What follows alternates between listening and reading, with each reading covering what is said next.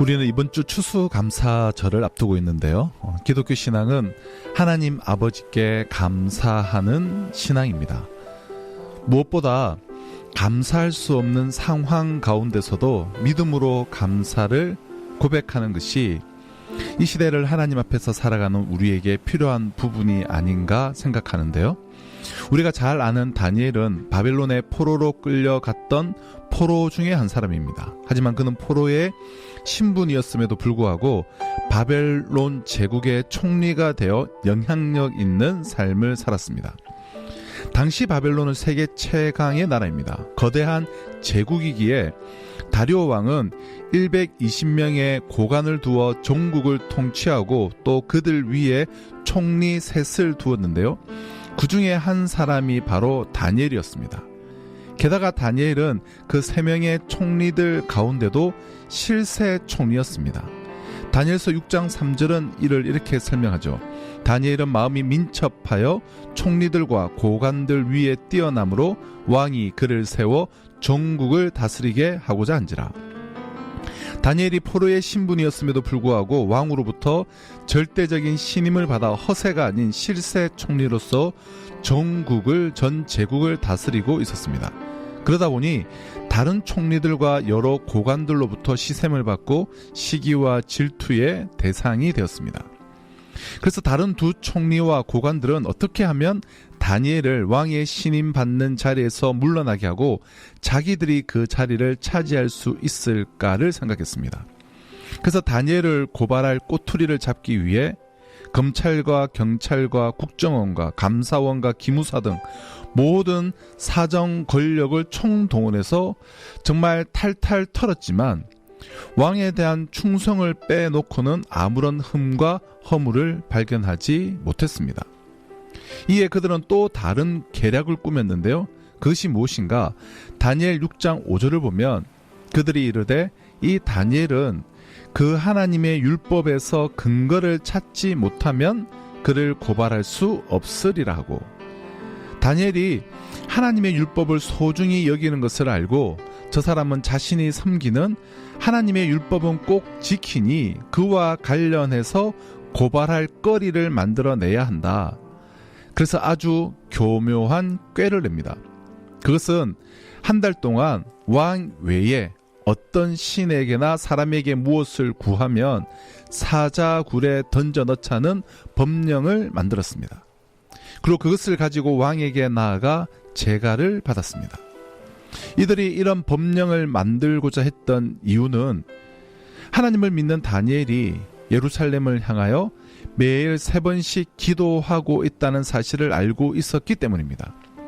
그런데 왕은 아무런 영문도 모른 채 자기에게 나와 아부하고 아첨하는 그들의 말만을 듣고 그 조서에 자신의 어인, 즉 도장을 찍고 맙니다. 그래서 한 달 동안 왕 외에 어떤 신에게나 사람에게 무엇을 구하는 자는 사자 굴 속에 덤짐을 당하게 된다는 왕의 어인이 찍힌 조서가 전국에 반포되었습니다. 그런데 이어지는 10절에는 매우 놀라운 기록이 있습니다. 다니엘이 이 조서에 왕의 도장이 찍힌 것을 알고도 자기 집에 돌아가서는 예루살렘을 향하여 창문을 열고 하루에 3번씩 전에 행하던 대로 기도하기 시작합니다. 10절입니다. 다니엘이 이 조서에 왕의 도장이 찍힌 것을 알고도 자기 집에 돌아가서는 윗방에 올라가 예루살렘을 향한 창문을 열고 전에 하던 대로 하루 3번씩 무릎을 꿇고 기도하며 그의 하나님께 감사하였더라. 다니엘은 왕이 왜 이런 조서를 내렸는지를 누구보다도 분명하게 알고 있었습니다. 자기를 미워하고 시샘하고 질투하던 자들이 꾸며낸 음모이며 모략이라는 것을 잘 알고 있었습니다.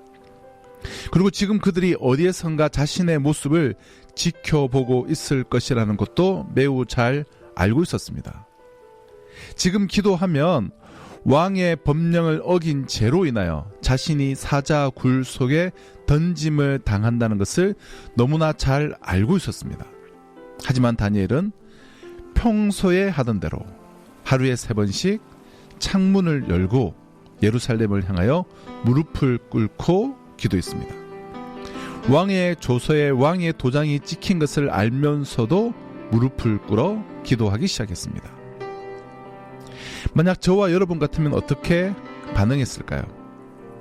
하나님, 저들의 속셈을 아시죠? 나를 죽이려는 속셈. 하나님, 한 달만입니다. 한 달만 기도를 쉴게요.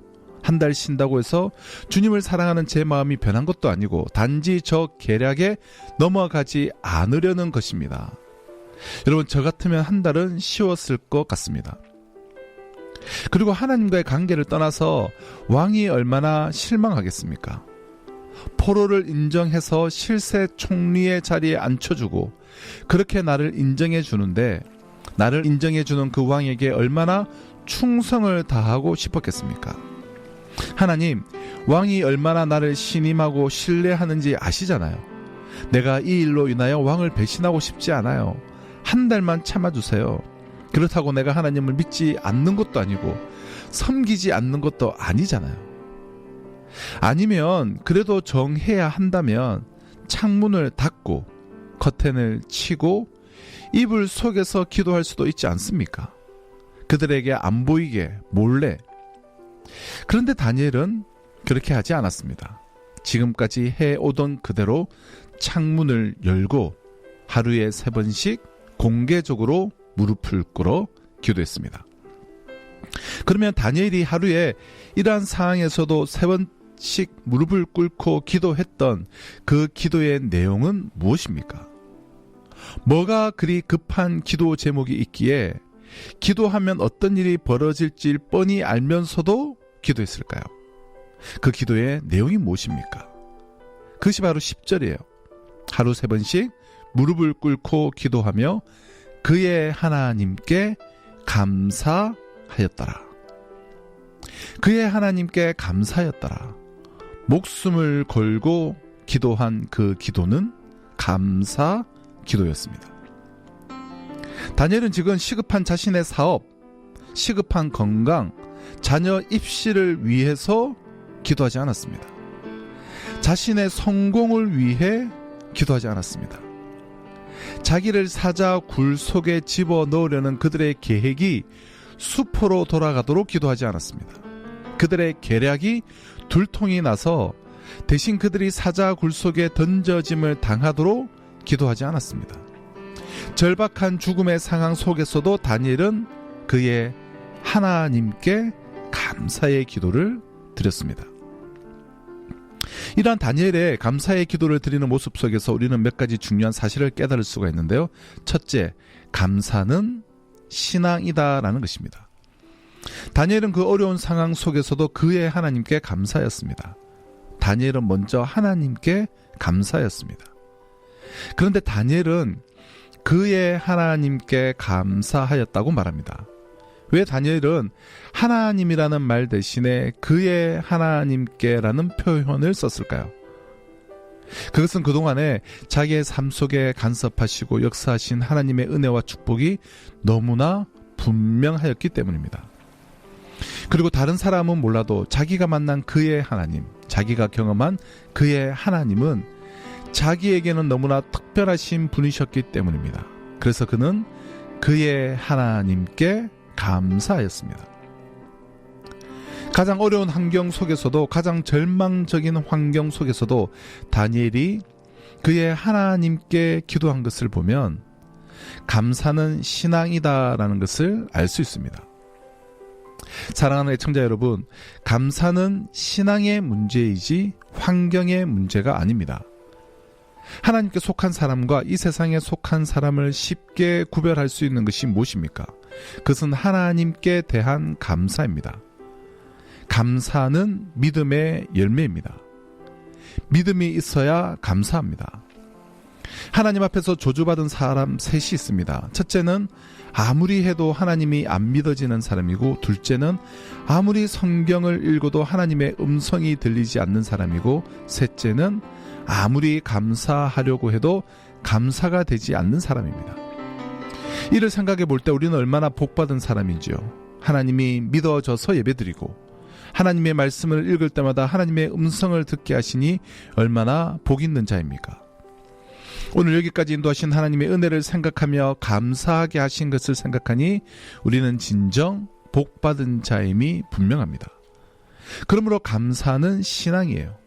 감사는 환경이 아닙니다. 물질이 아니고 감사는 신앙입니다. 믿음이 없으면 감사하지 못합니다. 많은 것을 가졌음에도 감사하지 못하고 불평하고 원망하며 살아갑니다. 믿음이 있는 자가 감사합니다. 그러므로 감사는 신앙입니다. 둘째로 감사는 습관화, 체질화 되어야 합니다. 다시 10절을 보면 다니엘이 이 조서에 왕의 도장이 찍힌 것을 알고도 자기 집으로 돌아가서는 전에 하던 대로 하루 3번씩 무릎을 꿇고 그의 하나님께 감사했더라. 다니엘은 조서에 왕의 도장이 찍힌 것을 알고도 자기 집에 돌아가서는 전에 행하던 그대로 하루에 3번씩 그의 하나님께 감사 기도를 드렸습니다. 이렇게 다니엘이 어려운 상황과 환경 속에서도 하루에 3번씩 무릎을 꿇고 기도할 수 있었던 것은 그가 전부터 해오던 거룩한 습관이 있었기 때문에 가능한 것입니다. 다니엘은 늘 하루에 3번씩 예루살렘을 향하여 무릎을 꿇고 그의 하나님께 감사의 기도를 드려왔습니다. 감사는 체질화되지 않으면 오래가지 못합니다.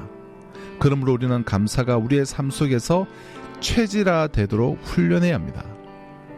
과거 예배당에 가만히 깔고 그 힘들고 어려운 상황에서도 신앙생활하시던 이들의 입술에서는 감사가 그치지 않았습니다.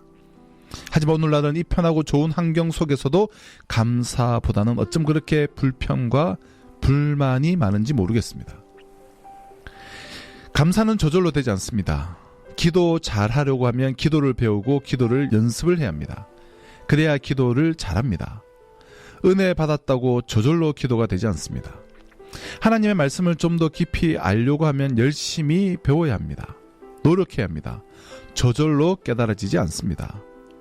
마찬가지로 감사도 배우는 것입니다. 배우고 연습하는 것입니다. 말씀을 통하여 감사하는 법을 배우고 주변의 믿음 좋은 분들을 통해서 어떻게 하면 감사가 넘치는 생활을 할 수 있을까를 배우고 연습하면 그 감사가 드디어 나에게 체질화되고 생활화되고 습관화가 됩니다. 이렇게 배워서 습득이 되면 훨씬 더 감사가 풍성하고 깊이 있는 감사를 할 수 있습니다. 좋은 일 당해서 감사를 하는 거야 누구나 쉽게 할 수 있어요. 그러나 좋지 못한 일을 당했을 때 과연 하나님 앞에 감사할 수 있는가?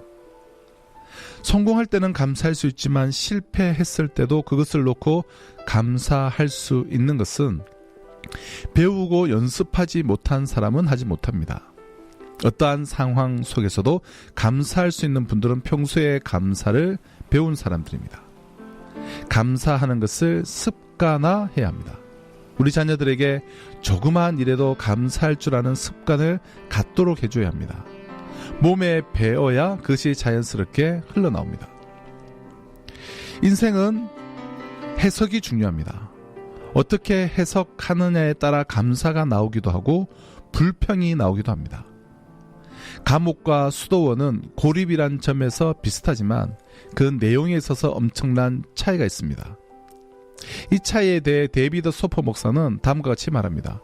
감옥과 수도원의 근본적인 차이는 단지 불평하느냐 아니면 감사하느냐는 차이일 뿐이다.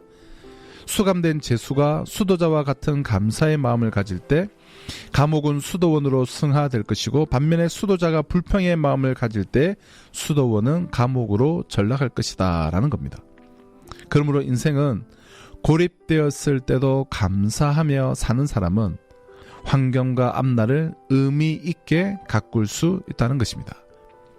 똑같이 주어지는 환경이라도 어떻게 반응하느냐에 어떻게 해석하느냐에 따라 삶의 결과는 이렇게 크게 달라질 수 있는 것이죠. 마지막으로 이렇게 체질화 습관화가 된 감사의 결과는 어떠합니까? 다니엘이 그 어려운 상황 속에서도 그의 하나님께 감사의 기도를 드렸는데 감사의 기도를 드린 이후에 어떤 일이 일어났는가? 첫째로 사자굴에서 건짐을 받는 축복을 받았습니다. 사자 굴 속에 던짐을 당했지만 하나님께서 천사들을 동원하셔서 다니엘을 지켜주셨습니다.